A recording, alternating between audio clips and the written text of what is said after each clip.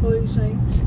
Hoje é quarta-feira, dia 28 de outubro de 2015. Hoje eu gravei até um vídeo mais cedo, quando eu estava indo trabalhar, mas esse vídeo acabou entrando na categoria dos inconfessáveis. Ai, abri o verbo, né, sobre alguns conflitos familiares, acho melhor. Acho que não dá para expor. Bom, eu fui ao cinema, aproveitei que hoje é quarta, né? Aí fui ao cinema e assisti 2 filmes.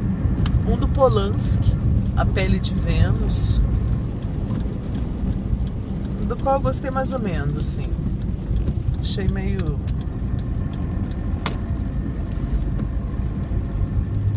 sei lá, os atores... A atriz, sobretudo, excepcional, assim, maravilhosa, boa. Gostei da atriz e tal. Mas não gostei do roteiro, assim, não gostei da história, não gostei. Achei meio forçação de barra, assim, meio...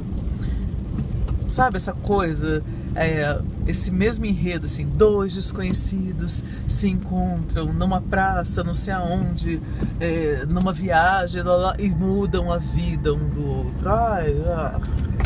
Nossa, eu acho que isso devia dar muito certo na década de 70, mas hoje, minha nossa senhora, tá mais do que desgastado, sabe? E hoje não convence mais isso, de que você é impelido a ficar na companhia de alguém que começa a lhe dizer verdades e que você nunca havia confrontado, mas que você se vê... gente, menos, né? Hoje em dia as pessoas... Até sua mãe começa a falar e as crianças não dão nem atenção, sabe? As relações mudaram, né? Ninguém... Assim, difícil até você conseguir falar com alguma outra pessoa. Geralmente ela tá com fone no ouvido, tá com fones de ouvido, tá olhando lá pro outro lado, tá no celular, entendeu? Você não consegue nem entrar, né, no campo visual do outro, quanto mais invadir a vida dele por algumas horas e promover essa transformação. Não, achei um saco, pra falar a verdade, o filme. Mas, né, é aquilo. Eu tenho essa paciência em relação ao cinema. Assim, eu vou vendo 1, 2, 3, 10 filmes, né? Mesmo os que eu não gosto, eu fico lá até o final. Raramente...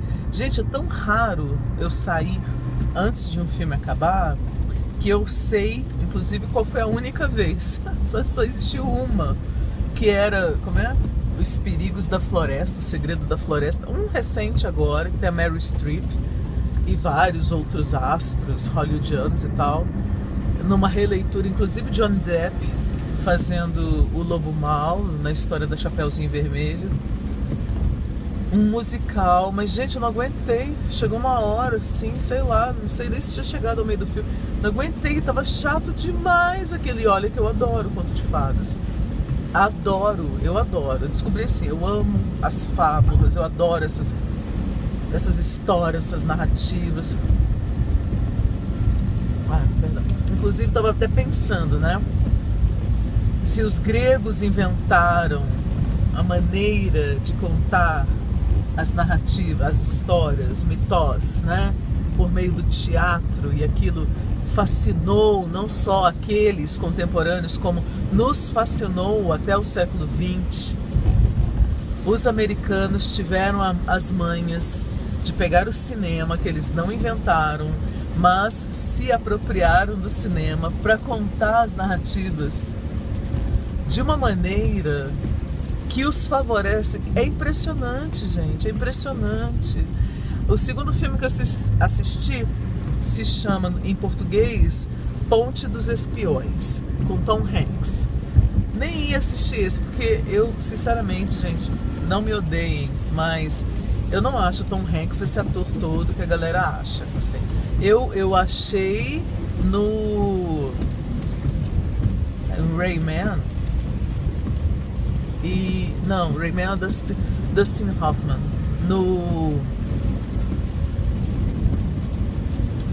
E o Contador de Histórias. Esqueci o nome agora. Contador de histórias, que aí ele aparece com figuras históricas, tal, ele com Kennedy, ele com não sei quem. Maravilhoso aquele filme. Não, aquele filme é hors concours, né? É daqueles que você não divide a carreira de um ator em antes e depois. Pois é.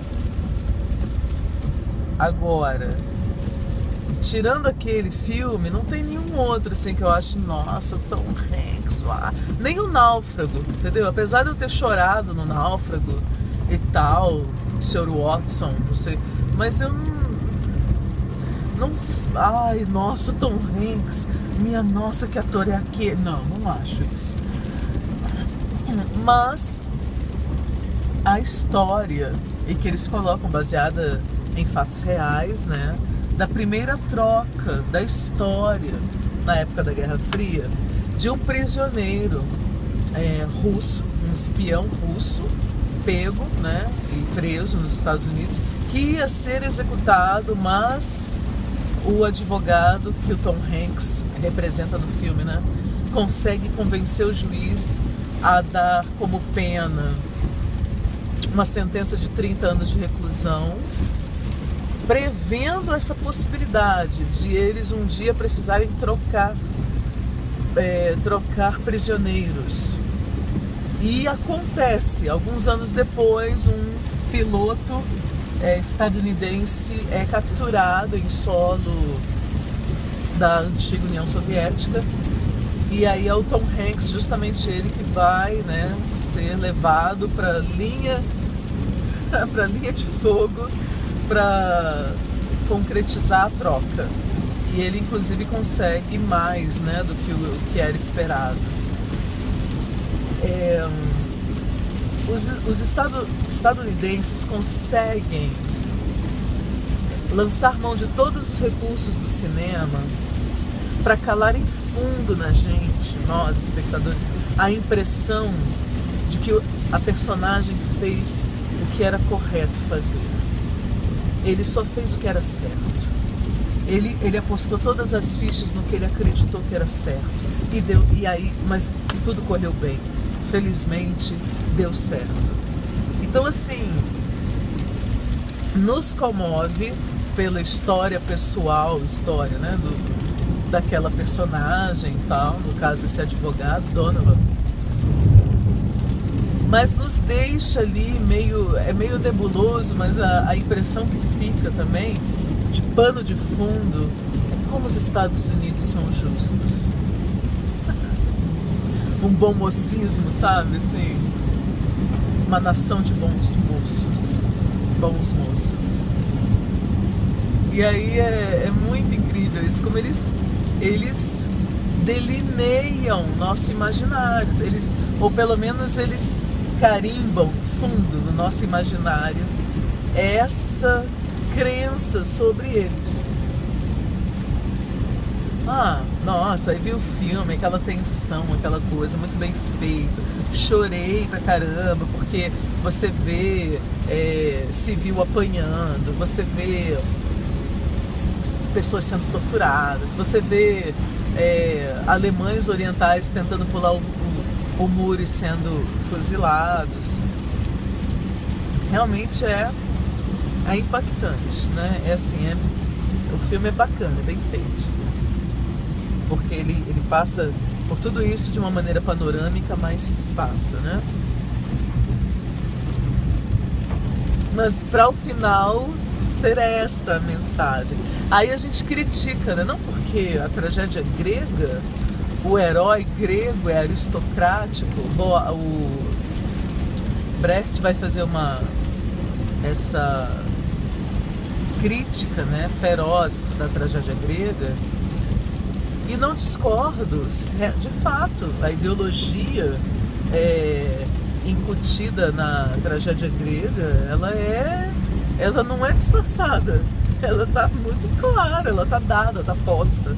Agora, e a ideologia que transborda de tudo que a gente vê até os dias atuais. Quer dizer, qual a arte ou qual a expressão isenta de ideologia, gente?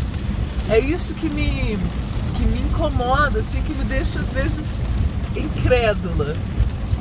Em nossa época, qualquer indivíduo acreditar que ele consegue permanecer para além da fronteira do político. Assim, não, detesto política, eu odeio teatro político, não aguento, não me chame para falar de política.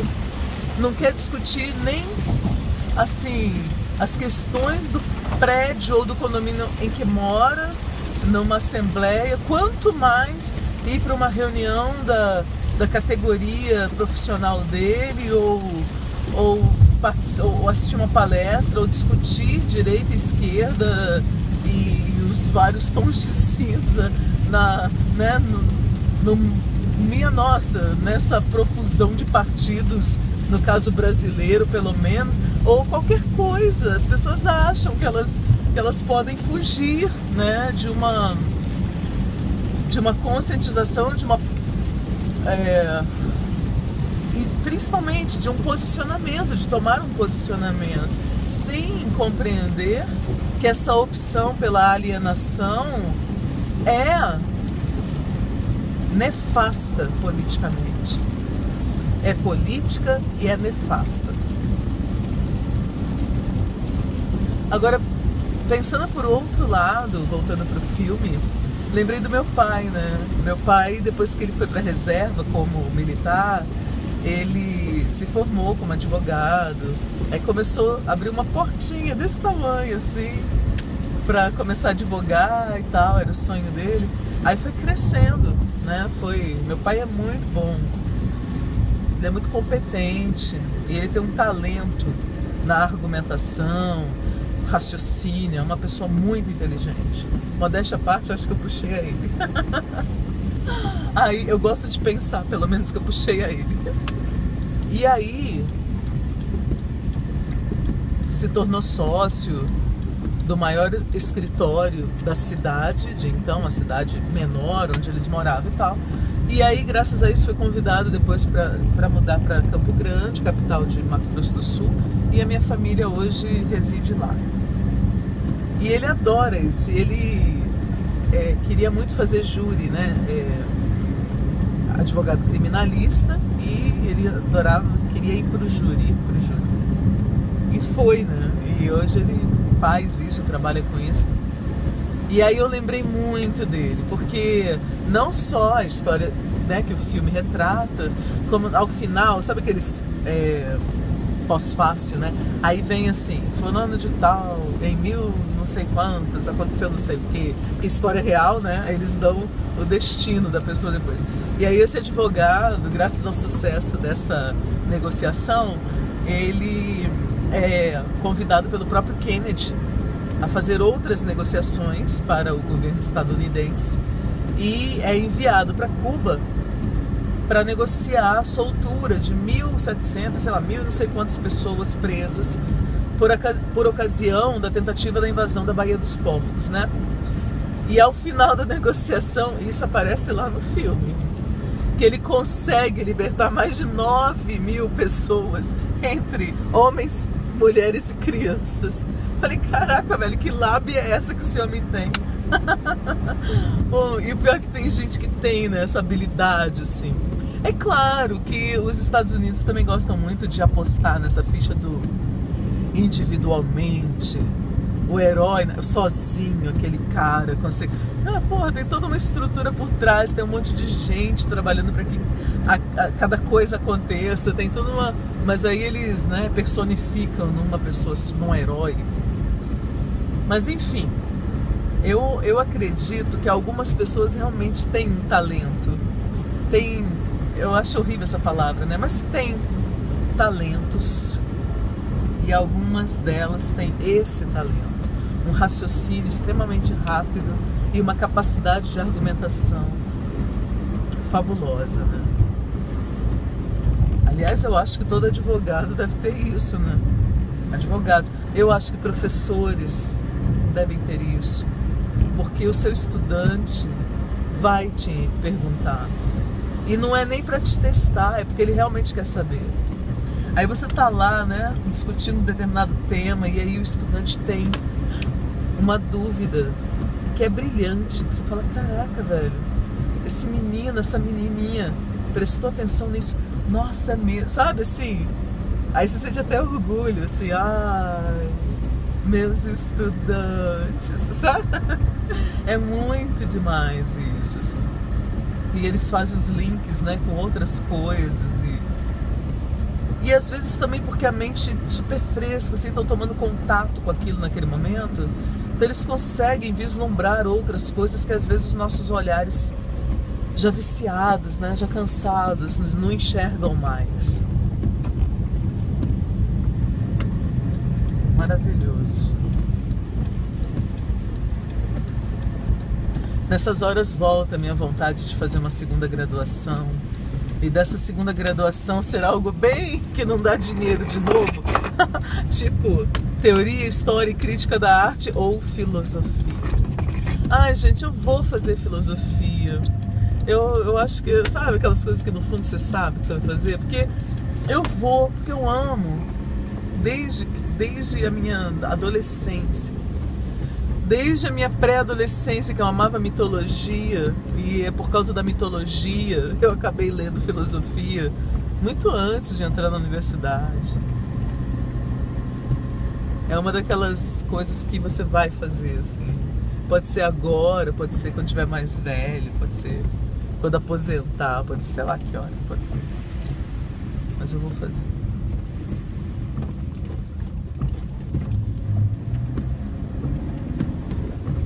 Nem sei que horas são, mas agora, assim, tô bem sonolenta, tô bem cansada. 1 zilhão de coisas pra fazer. Aí hoje eu percebi, né, também, quando eu tava indo pro cinema, mas eu tava indo pro cinema naquela hora, né, do rush no trânsito.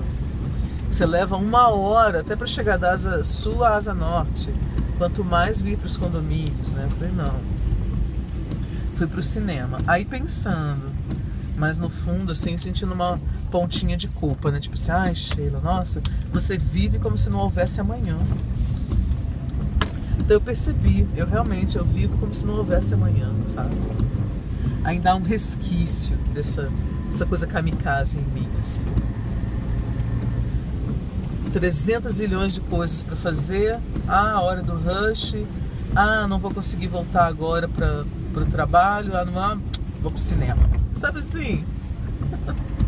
Tipo, foda-se, vou pro cinema. E fui. E não só fui, como assisti 2 filmes. Quando eu tiver minha casa própria, eu vou pôr uma TV grande, ou eu vou comprar um mini projetor pra projetar grandão assim numa parede e assinar uma dessas coisas que o pessoal assina agora baratinho pra ver um monte de filmes. Não, gente, felicidade pra mim tem nome, tem endereço, que é a sala da minha casa.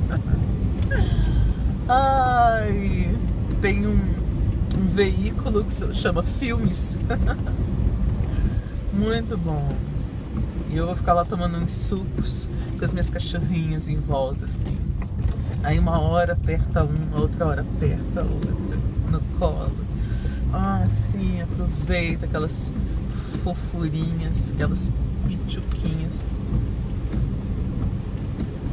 vendo o filme. É isso, gente, por hora. Muito grata. Ótimo descanso para todo mundo. Noite de quarta-feira. Aqui em Brasília a gente vai dormir bem com essa chuvinha. Super gostoso. Até mais.